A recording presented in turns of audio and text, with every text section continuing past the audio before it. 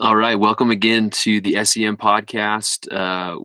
Jack and I are here together, just the two of us tonight, and we wanted to have a quick year-end recap.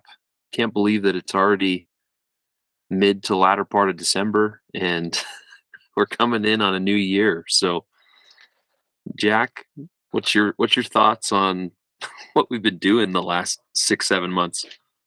Uh, so really, it kind of this is good.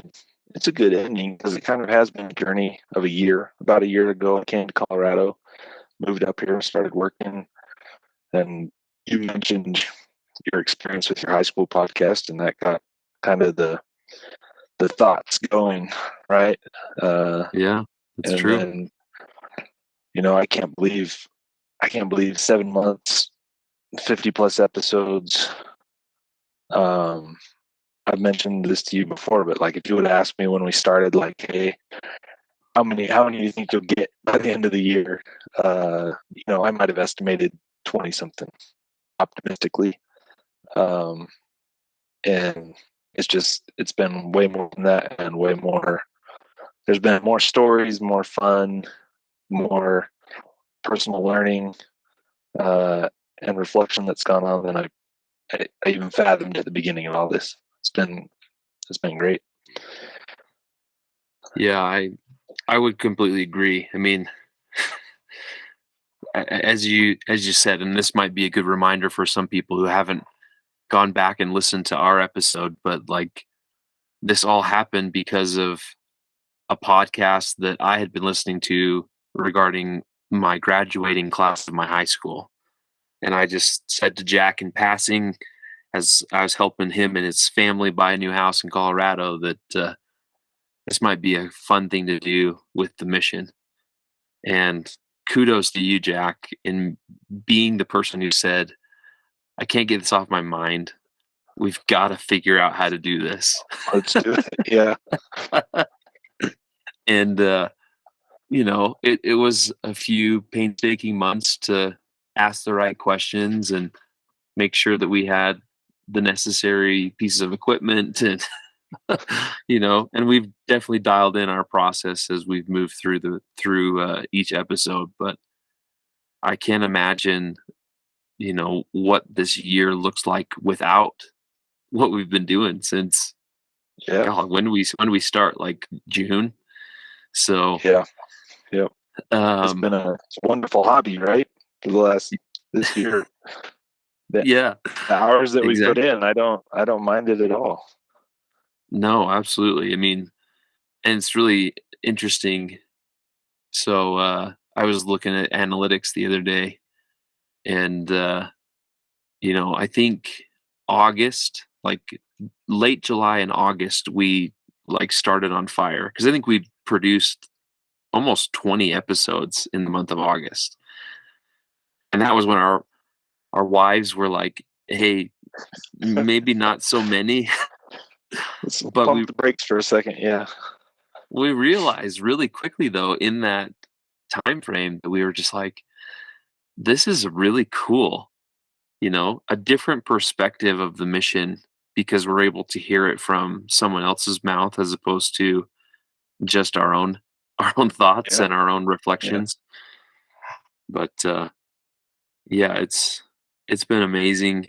It's definitely blessed my life in a way that I don't think I initially thought it would because, my ideas were, hey, let's reminisce on funny experiences and good times, but the constant um thing that we've seen as we've gone more and more into episodes is the people showing up with their notes and their cheat sheets and haven't opened their mission journals for the first Yeah. time and who knows Blowing the how dust long. off the off the Yeah. records. And I mean, that's just it.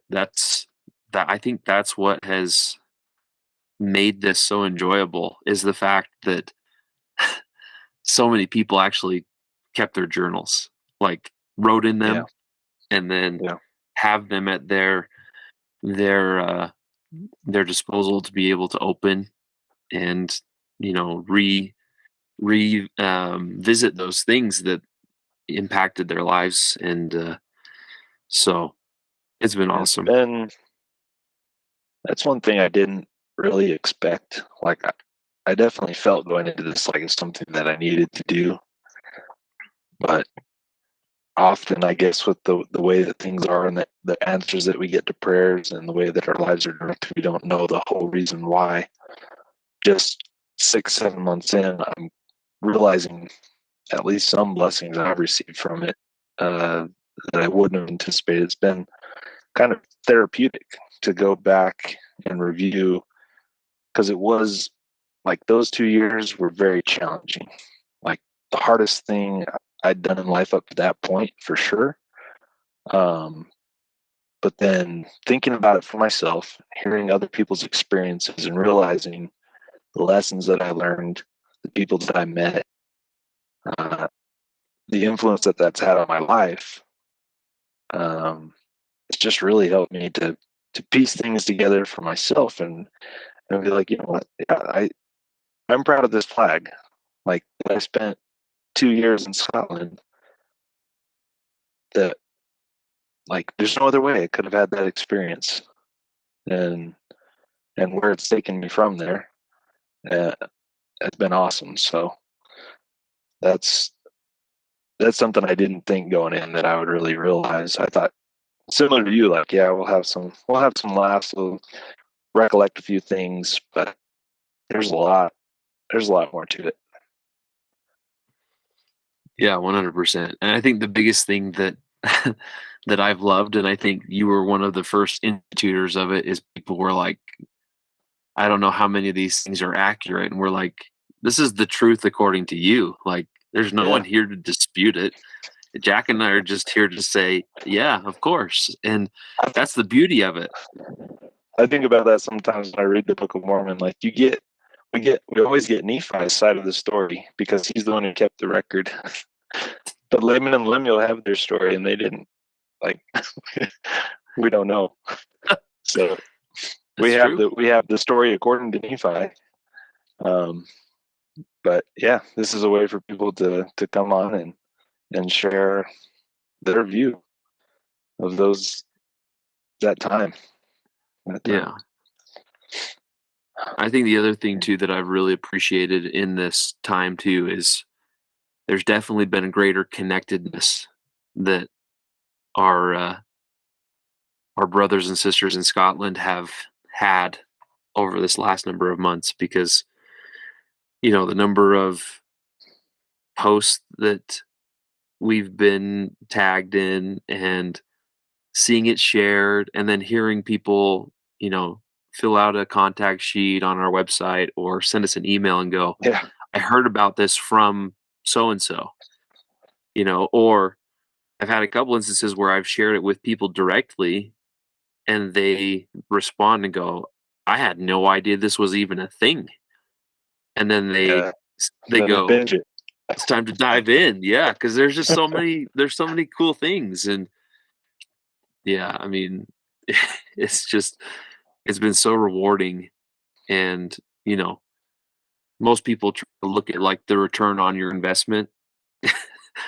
I don't really care about the time that's been invested, because the Yeah, reward has been absolutely phenomenal. Um, just being able to be a part of this. So thank you absolutely. for driving the bus a little bit and making it happen, because it was a concept and you made it a reality. I'll give you that props, Jack. Thanks.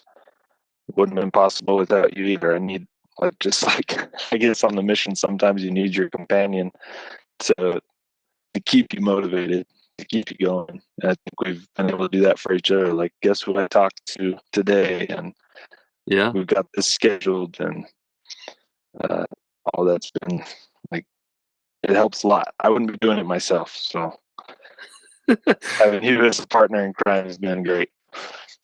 No, 100%. I mean, honestly, I know I wouldn't be able to take it on all by myself, because again, it takes the connectedness and like you have a season of missionaries before I even thought of Scotland as a possibility, you know?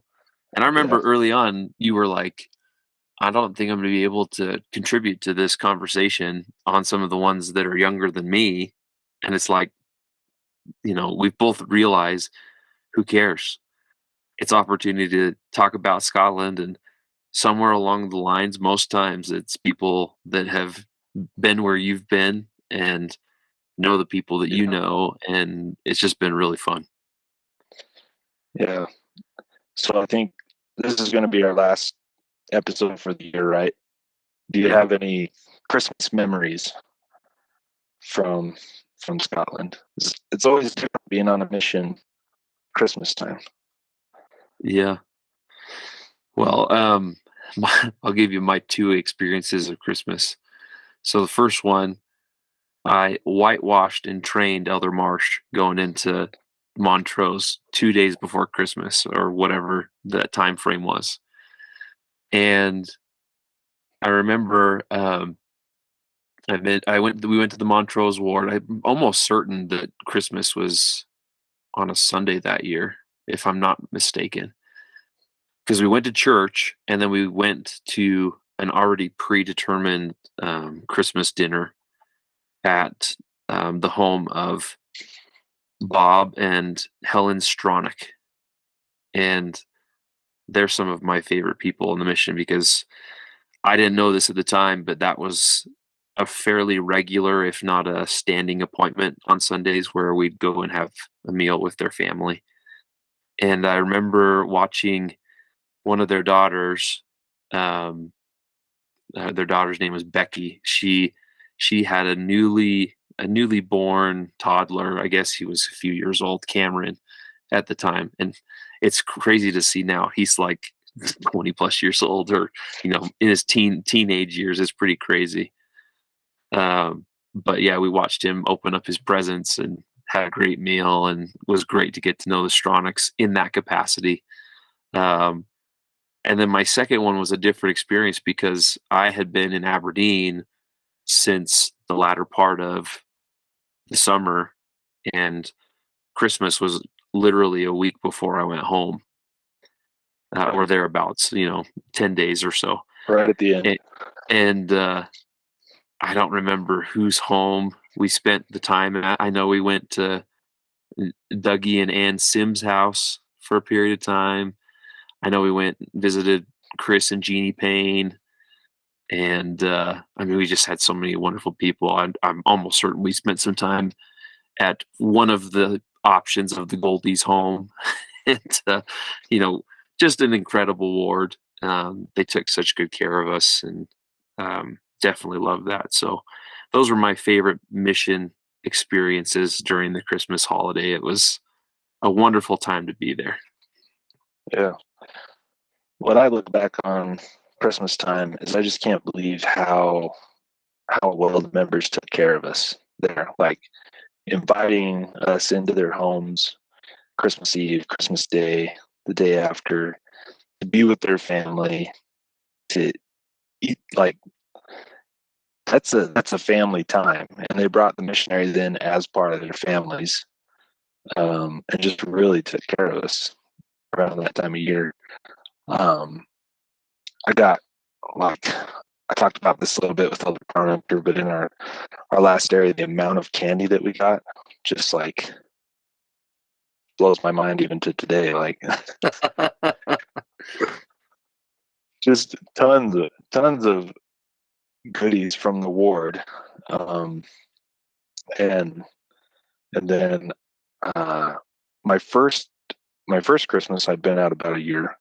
It was just before you came in, um, and seeing like some of the traditions, like the Scottish fry up for breakfast, um, and things like that. Were It was kind of new, kind of cool to experience. And then, of course, at that time, that was one of the 2 days a year that we got to phone home, Right. talk to our families. Um, so that was special. And then the second year, similar to you, I was just about to go home, but in the Kirkcaldy ward, members were great. And the day after, we went out with Alan Black. He lives on a golf course there, and we just took 3 clubs with us, him and 4 of us missionaries, and I think we did, I don't know, 3 or 6 holes, something like that. So I can say I golfed in Scotland, which people ask all the time. Great memory. My claim to fame with golf is I went to the courses and I just stole a few blades of grass and put them in tape. They're somewhere. I don't know. May have made it into the bin, but yeah, it's too funny. We got the pictures at the old course, St. Andrews. Yeah, that's right. But yeah, that's Christmas memories there. Good times. Yeah, and I'm going to take this opportunity to correct something I said. So I was episode 1, right? Yeah, you were. And you asked me about mission prep. And I was like, oh, just standard stuff. I took a mission prep course at the Institute. So I pulled out my mission journal. And as we've been talking to people thinking about this, I had a tremendous mission prep opportunity with a family that was taught in my home, at home before I left. The Stiles Culver family. Sister Stiles Culver's, she was a teacher to a couple of my sisters at the school, and they shared a Book of Mormon with her. And my mom was working at the school, and anyway, ended up inviting them over to be taught at our home. And I pulled out my journal just like other people and was reading through when I got a letter from them saying that they had joined the church. And they had to do she had to get married to the less active member that she was living with, and she had to tell her dad, who was a minister of another faith, that she was joining our church. He performed their marriage actually, and said, "You couldn't be joining a better people." But having that, like the missionary experience there, carried through a lot of my mission because I had success at home when I wasn't having success in Scotland as far as missionary key metrics. That one really buoyed me up. And then I guess it's been a few years now, but when I was in grad school, I interned in Tennessee, and Jacob Stiles Culver was there. Elder Stiles Culver serving in the mission out there, and I went and took him and his companion out to lunch. That's so cool. A full circle moment, Yeah.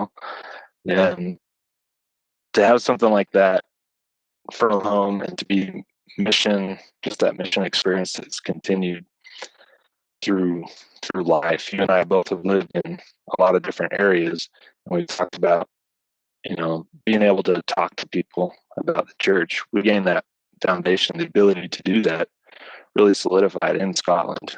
So, yeah, 100%. I found myself, having been born and raised in the bubble, that I enjoy more being outside of the bubble because you get more of those interactions and opportunities to talk to people about, this is what I believe. And I served a 2-year mission for the Church of Jesus Christ of Latter-day Saints in Scotland. And people go, excuse me, I've heard of people going to missions, but Scotland sounds pretty awesome, Yeah. And that as an introductory piece to let people know, hey, this is my standards, is a great icebreaker for people to then get to know you and then ultimately open up when they have questions, or be able to correct their misconceptions of who people are that are members of the faith. And so, yeah, I mean, I completely agree with you. It's a fascinating experience that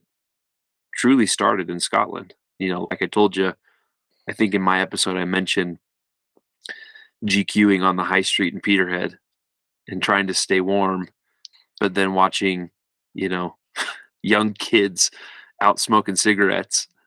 Can I bub a fag off you, mate? And I was like, I don't understand what you're saying, but no, I don't have that. And, it was just an experience that has really enlightened my mind to the incredible culture of our world. Everyone's different. Everyone has different upbringings and experiences that have shaped them to be who they are.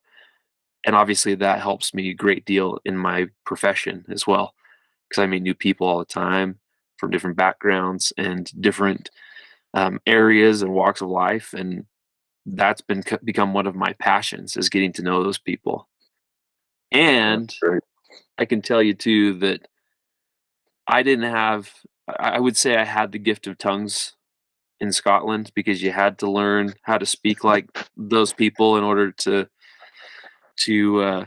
be respected. But the one thing that I've realized too is learning how to listen to the speed of those that speak in a Scottish accent has allowed me the gift of being able to hear people with other more broad dialects of how they Yeah. speak English in a way that, you sit down with someone who hasn't had an experience like that and they are lost.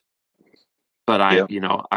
I find myself letting people know that they think that they're not speaking great English, and I'm like, "You know what? I understand you, and you're doing a great job," reassuring people that they're they're doing great in their efforts of learning the language, and that's been a huge blessing Yeah. in my life. That's true. I worked with a guy who's from Haiti, and like my wife could not understand him at all. But I could understand because I was used to just being able to pick up. If I can hear half of what you're saying, I know what you're saying. So Yeah, I mean, that's just it. I've met people from, it seems like, all over the world. You know, I've done a lot of work recently um, with people from Africa, different countries like Sudan and Egypt and Cameroon and the Congo, and they have very broad way in which they speak, but I can understand, because I lived in the Buchan ward in Peterhead and learned that dialect immediately. Well, trained your ear. it wasn't immediate, but I figured it out, and it made it easier to speak with anyone else in Scotland. So it made a huge difference. Yeah. But My some of that did come home with me. I know in our family, my wife, a couple of my sisters will still say pants. Like, oh, pants. So yeah, rubbed off on them a little bit. yeah. Sister Stronach, who I mentioned from Montrose, she used to use, in the broadest accent ever, she used to use the word sugar. And so I often say the word sugar as opposed to some other variation of words. And I think about her often because I can hear her accent and the way that she spoke with that word. It's just, I don't know, it's that fondness Yeah. of Scotland. And my dad, bless his heart, I came home. This is thanks to Elder Kofert. I let him know that on his episode. But him and Elder Bachholt thought it was just the funniest thing. They said "ye bandits" like all the time, and we said it so often in district and district meeting in Aberdeen that I was saying it all the time. And I brought it home, and now my dad says it all the time. "You bandit!" It was ridiculous, but Yeah. in any That case, reminds me of another Christmas memory. Over there, they have this great tradition, I guess. I think most wards do like a song service on Christmas Eve, where the ward comes together and sings just the hymns, the Christmas hymns from the hymn book. And singing in general in Scotland is like they put us to shame, right? You have a 20-person congregation and they're belting it out, you singing their praises, and I love that. yeah, 100%. Well, we don't want this to be too lengthy, but we want to wish everyone a a wonderful, happy, Merry Christmas and an amazing start to the new year. Um, just so everyone knows, as this is published, we will be back in the new year. We've got people that are on the schedule, and we are also currently filling out the schedule into January, February, March. So if you are on the fence at all, please know that we'd love to have you on the podcast. Send us an email, sempodcast at 51spylaw.com, or just go to 51spylaw.com, fill out a contact sheet, or respond to your companion's messages who are trying to get in touch with you. If they've tagged you in a post, it's because we want to talk to you. We'd love to hear your... Check your social media. That's right. Hop on your LinkedIn and log in for the first time in 15 years, and you might see a message from Jack or I, or someone else from the mission. But know that we love you. We're so very much excited for what this podcast looks like a year from now. I can't even imagine, but it's going to continue to move forward, and we're very excited and honestly very, very blessed to be in a position where we're able to do this. So yeah, we're receiving a lot from this. So thank you to those who have participated so far and supported us in this. Thank you to our wives, families for putting up with it, and and we're gonna continue. So yeah, 100%. Come be a part of it. Absolutely. All right. Well, we love you all, and we'll see you in 2023. Bye. Cheerio. Cheerio.